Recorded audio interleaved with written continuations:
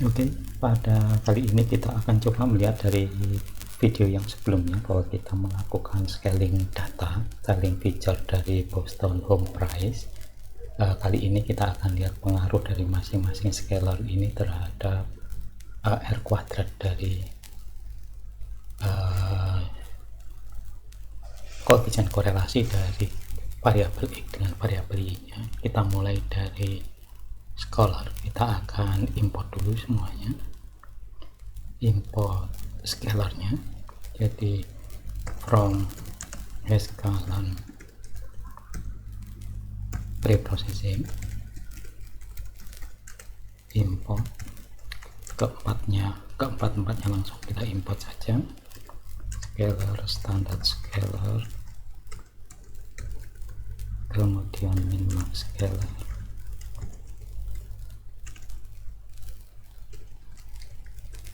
kemudian normalizer. Kita beri nama misalnya S adalah scalar, kemudian SS adalah standard scalar,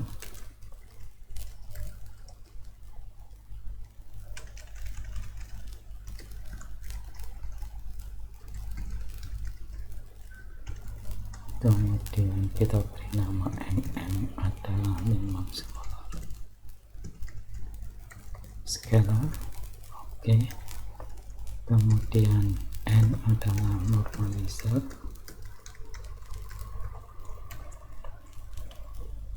dataset yang akan kita gunakan masih tetap sama, yaitu dari Boston Home Price, jadi dari scalar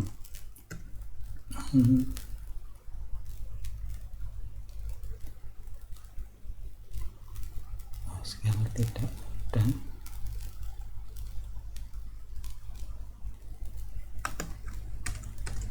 ada ya scalar. Oke, kita hilangkan, berarti ini S tidak ada scalar.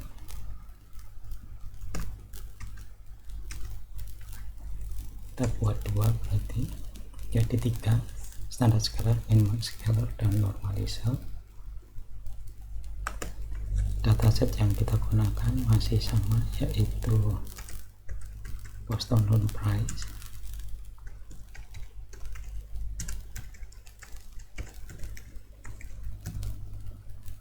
Boston, kita beri nama Boston sama dengan Boston. Kemudian kita pakai sumbu X nya adalah Boston data dan sumbu Y nya adalah Boston A, sumbu Y nya adalah Boston target.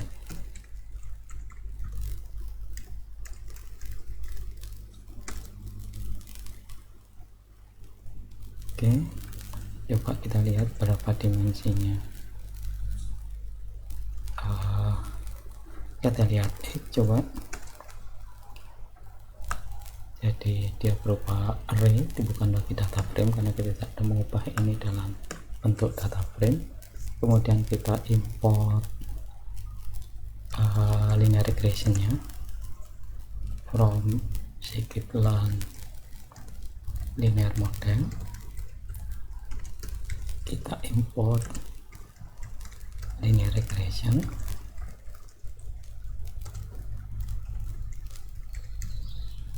kita beri nama saja LL sama dengan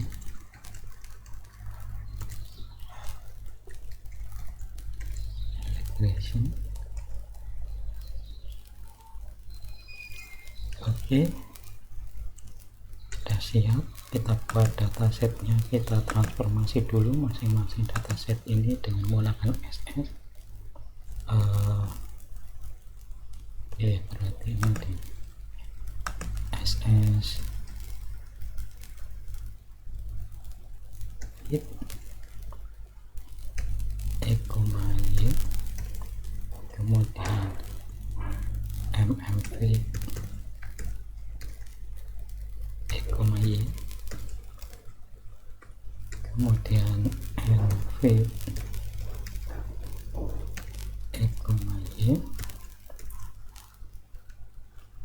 kemudian kita HA ya kita transformasikan masing-masing X itu jadi XSS sama dengan SS transform X, kemudian XML adalah SS transform X, kemudian N adalah XN adalah N transform X. Oke, jadi kita sudah punya datasetnya, dataset X dan Y awal, kemudian dengan tiga ini, kemudian kita fitkan bentuk linear kita jadi LR fit yang awal adalah X, Y, kemudian kita fitkan LR fit XSS dengan Y. Yang berikutnya adalah kita fitkan LR fit dari XML dengan Y, dan yang terakhir kita fitkan LR fit XN dengan Y agar tidak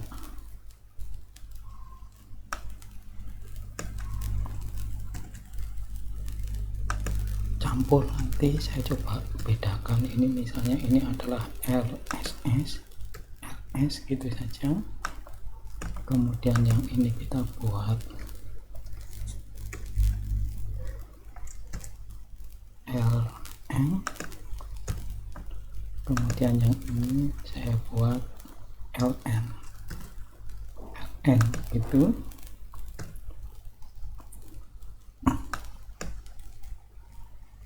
Kemudian di sini saya buat prediksinya, jadi oke, kita buat fitnya dulu saja. Berarti ini kita buat, jadi kita sudah fitkan masing-masing jadi LR, LRS, LRM. Ini berarti salah, ini harusnya LRS, ini LRM, ini LRN. Jadi yang LR saja itu untuk XY awal, LS itu untuk yang transformasi dengan standar scalar, LRM itu dengan max scalar, kemudian yang LM dengan normalizer. Kita ulangi lagi. Sekarang kita buat dari YPred sama dengan LR predict X, kemudian Y SS sama dengan LRX predict XSS,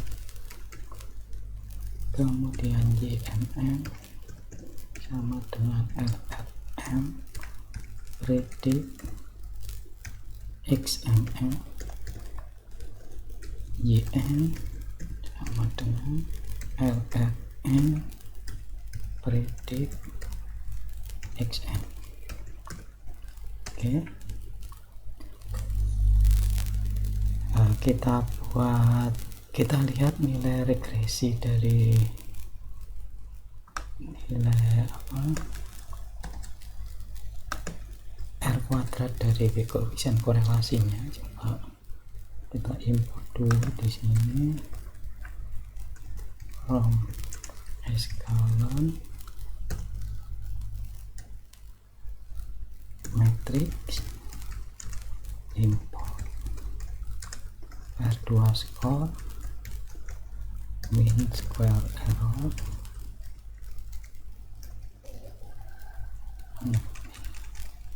square error. Oke, kemudian kita lihat R2 skornya dulu.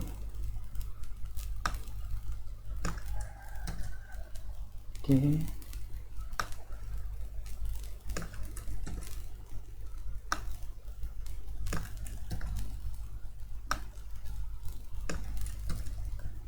kita bisa buang.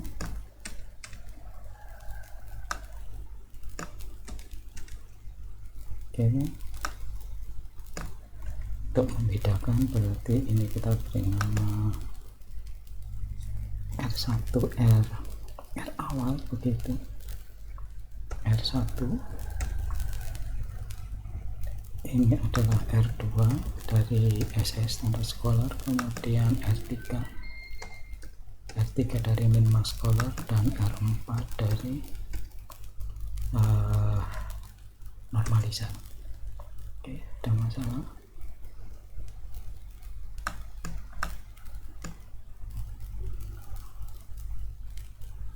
Ytro dan YP type output 13:1. Oke, sorry, ini bukan X tetapi Y pret. Ini adalah YSS, ini YMF, ini adalah YN. Jadi tadi ada 13 feature di X sehingga tidak bisa dibuat. Kita lihat berapa nilai R1 64, R2 64,98 juga, R3 tidak ada beda, R4 65. Jadi normalisar bekerja lebih bagus dibandingkan yang lain, karena R1 R2 yang awal R1 dibandingkan dengan yang standar Scholar tidak jauh berbeda, ada perubahan tapi sedikit sekali, kecil gitu perubahannya di sini saja. Kemudian di Minmax Scholar ini sama dengan standar Scholar gitu, jadi tidak nampak berbeda di sini. Yang berbeda hanya di normalisar, tapi perbedaannya juga tidak sangat signifikan. Jadi scaling data yang kita lakukan tidak terlalu berpengaruh. Jadi R kuadratnya, koefisien korelasinya hampir sama begitu. Biasanya nanti mean squared error itu akan berbanding terbalik dengan R kuadrat. Kalau kita lihat korelasi dari masing-masing dataset kita, jadi dari data Boston ini tadi, misalnya kita mau lihat berapa sih koefisien korelasi dari masing-masing koefisien itu, dari masing-masing variabel itu, kita rubah dulu menjadi data frame seperti kemarin. Kita import dulu pandas kalau kita ingin membuat data frame. Import pandas SPD, jadi df sama dengan pd data frame,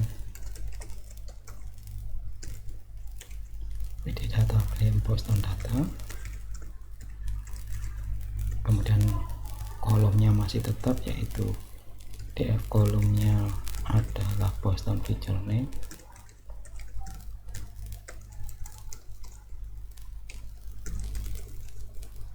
kemudian sumbu Y nya adalah df price nya adalah Boston target.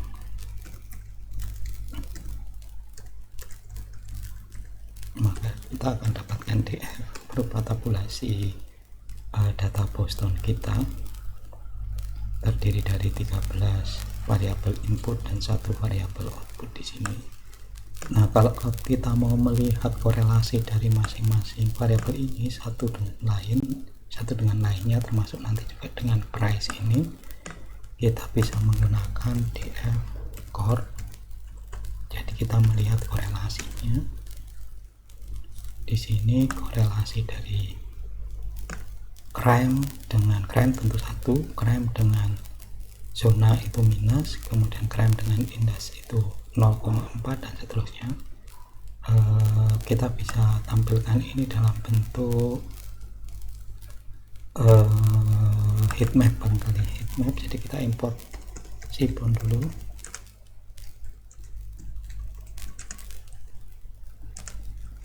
SNS, kemudian SNS heatmap, kita buat tadi DF core. Jadi kita lihat heatmapnya dari DF core itu seperti apa. Ini coba kita import matplotlib untuk, jadi kalau dari heatmap ini semakin hitam itu semakin tidak berkorelasi, semakin terang semakin berkorelasi begitu. Kita atur ukurannya, jadi import matplotlib plot,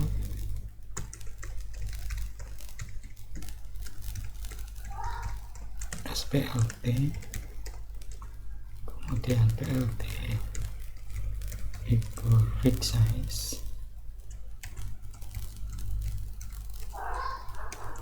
sama dengan 9,9, kita buat lebih besar gitu. Di sini ada gambaran umum seperti ini. Kalau kita mau tampilkan angkanya di sini juga kita bisa buat di sini sama dengan true.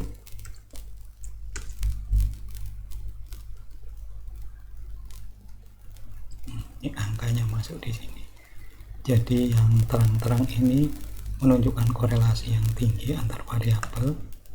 Jadi misalnya di sini yang 0,66 ini antara distan dengan zona, 0,76 indas dengan nox, ada korelasi yang tinggi. Coba kita buat square true.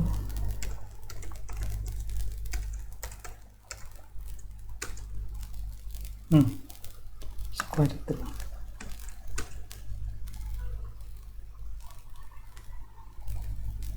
Oke, masih kurang besar ini ukurannya, kita buat ukuran 12 kali 12 ya Pak.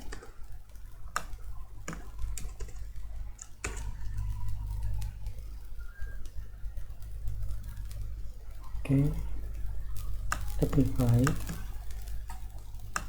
Jadi di sini korelasi dari masing-masing variabel. Di sini kita lihat ada kolinearitas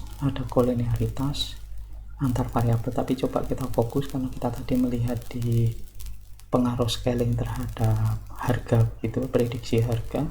Kita lihat yang paling berpengaruh terhadap harga dari variabel-variabel ini apa? Jadi dari angka ini adalah korelasi antara crime dengan price atau price dengan crime begitu ya. Kalau kita balik di sini berarti posisinya di sini price, korelasi antara L-stat dengan price. Jadi di sini sama dengan di sini, berarti ini jadi separuh, ini separuh atas dan separuh bawah ini sama begitu. Jadi di sini crime memberikan korelasi negatif dengan harga, zona memberikan pengaruh positif 0,36 korelasinya, industri memberi pengaruh negatif 0,48, lebih besar daripada crime pengaruhnya. Kemudian Charles River kemarin, jadi pengaruhnya ada pengaruh positifnya 0,18. Kemudian NOx, kadar nitrogen oxide, itu memberi variabel negatif lebih tinggi daripada pengaruhnya daripada crime juga. Ini yang paling tinggi sepertinya adalah luas ya, jadi jumlah kamar yang berkaitan mungkin nanti dengan luas ini memberi koefisien korelasi 70%, sementara yang lain itu 0,0 begitu, 0,0 semuanya. Jadi kayaknya variabel yang paling berpengaruh adalah jumlah kamar.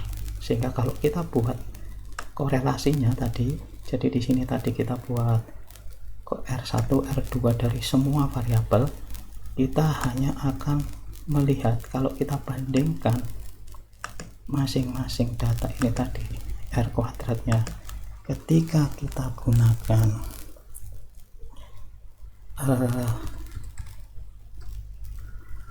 skype stat, coba kemudian kita akan membuat skype stat, kita mengkorelasikan hanya room saja. Mungkin ada train regress antara DF RM ya tadi dengan DF price kita lihat. Oke, R kuadratnya jauh lebih tinggi, yaitu 0,69. Kalau ini tadi kita buat semuanya, jadi ini kita buat semuanya dalam bentuk Skype dari menggunakan Skype Stat, karena barangkali memang ada perbedaan gitu, kadang-kadang selisih angka sedikit-sedikit begitu. Jadi kita buat ini, misalnya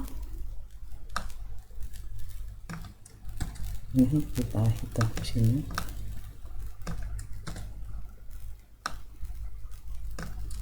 Untuk SN, untuk MM nanti kita pisah satu-satu biar tidak numpuk hasilnya.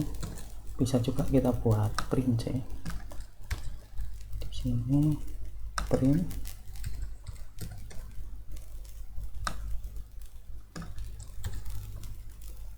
print,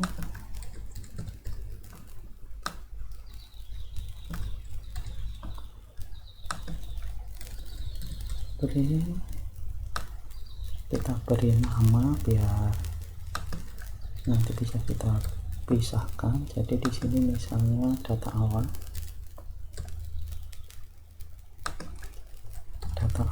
data asli, kemudian di sini ada min max standar scholar, scalar,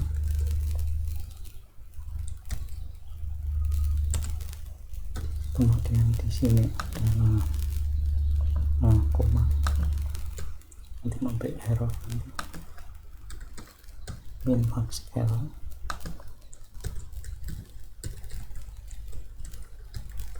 kemudian di sini adalah normalis.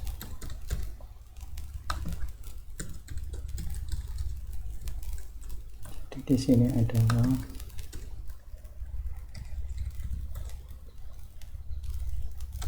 koefisien korelasi.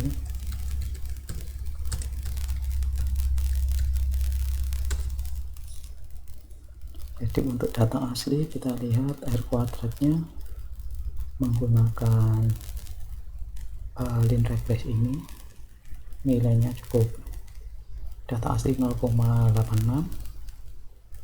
di menggunakan standar scholar menjadi ini 0,8 berapa itu, sedikit lebih naik, menggunakan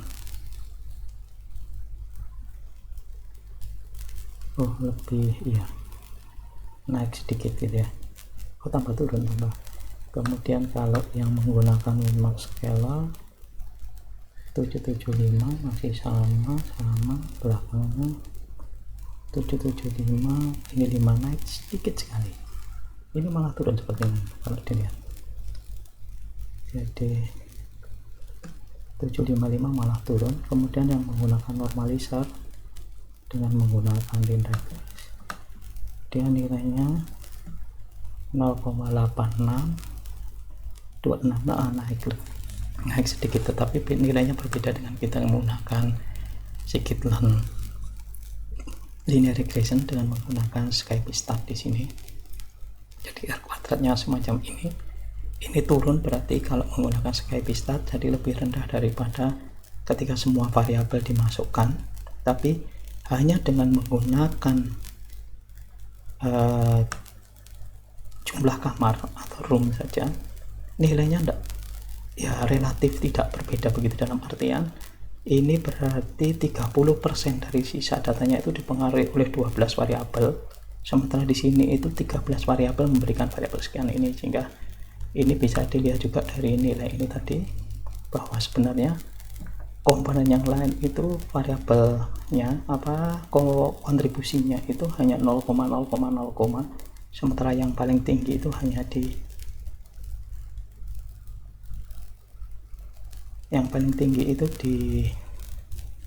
jumlah kamar 0,7, yang paling tinggi yang lain ini R pasio tapi minus dia korelasinya. Kemudian industrial juga cukup tinggi di sini. Ini L stat, jadi lower status, jadi ini jumlah penduduk miskin, ini pengaruhnya besar juga ke arah negatif, sehingga di sini barangkali kalau kita pakai L stat dan RM bagaimana hasilnya, coba kita lihat. Kalau kita pakai L stat dan RM, Jadi kita ubah ini dua, R start dan RM, L start gini ya, nggak mau dia. Oke, dia kalau dua tidak mau, tapi kalau kita pakai line regress LR pakai LR fit akan mau. Kemudian kita buat R2 score untuk ini.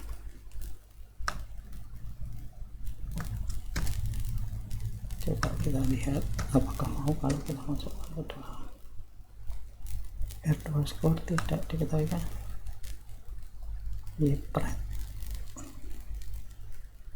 Oh isi. Nah, jadi setelah fit kita buat YRM L start sama dengan LR predict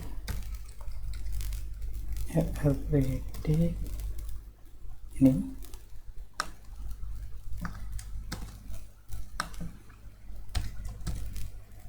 Oke, di sini adalah LR YRM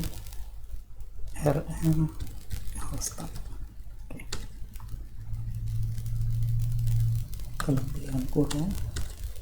Oke, nilainya turun dari tadi 0,6 berapa tadi, jadi R1 itu 0,64, dia berubah menjadi 0,4339 karena satunya berkontribusi berkorelasi positif, satunya berkorelasi negatif, sehingga memang kita perlu melihat nanti mana yang paling berpengaruh, mana yang tidak berpengaruh dengan menggunakan metode feature selection. Jadi kita bisa menggunakan filter, kita lihat satu-satu seperti ini, atau kita buat menggunakan subset data. Jadi beberapa variabel X kita pakai, beberapa kita buang.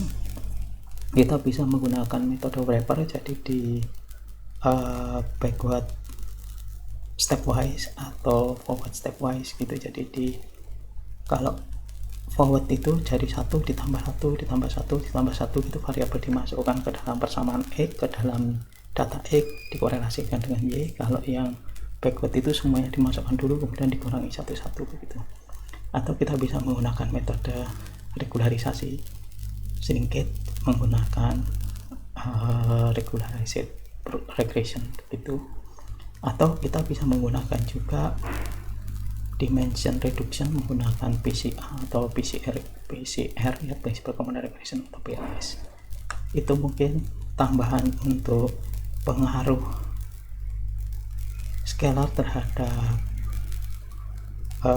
bilanglah akurasi atau koefisien korelasi dari persamaan linear. Jadi dari sini di beberapa data ternyata di scaling datanya pun sumbu X-nya tidak terlalu berpengaruh terhadap koefisien korelasinya. Mungkin juga perlu dilihat terhadap prediksinya, tapi biasanya kalau R kuadratnya besar prediksinya menjadi lebih bagus. Oke, itu untuk materi saat ini.